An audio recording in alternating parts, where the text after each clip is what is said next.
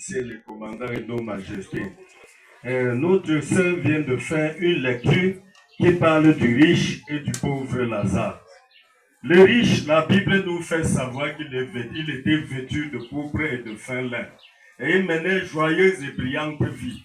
Mais un pauvre nommé Lazare qui était couché à sa porte, désirant seulement manger les miettes qui tombaient de la table du riche, mais personne ne lui en donnait.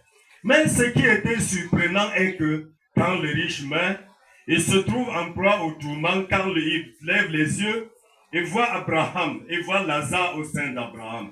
Il va dire, Père Abraham, le premier mot de sa bouche, aie pitié de moi.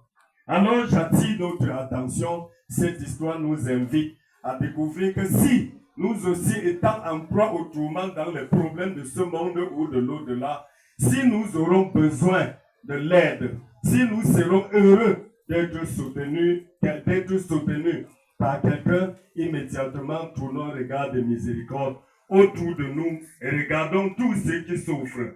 Parce que notre Dieu est un Dieu d'amour. Tout ce que Dieu nous demande, le but de l'Église a été pourquoi? Qu'on se rassemble, nous cultivons les esprits comme on cultive la terre. Parce que beaucoup de pensées montent dans les cœurs des hommes, comme les herbes du champ. Comme Jésus a dit que la nature elle-même vous enseigne, si on pouvait récolter les herbes pour manger, on ne cultiverait plus le champ. Le but de l'Église était de renverser les mauvaises pensées de nos cœurs et de cultiver la parole de Dieu en nous. Quand j'ai été affecté à l'Ouest en 2019, puisque j'étais à Yaoundé, où j'ai fait 25 ans, j'ai entendu mes frères dire que les Blancs ont apporté la Bible pour tromper les Noirs. Ah, j'ai dit, qu'est-ce que les Blancs ont apporté chez les Noirs? Et depuis le cours élémentaire 2, on nous apprend que les tout premières écritures commencent en Afrique. Comment aujourd'hui vous nous dites que c'est les Blancs qui ont apporté la Bible? Et j'ai posé une question à nos parents. D'où vient le nom Nantema à nos chefs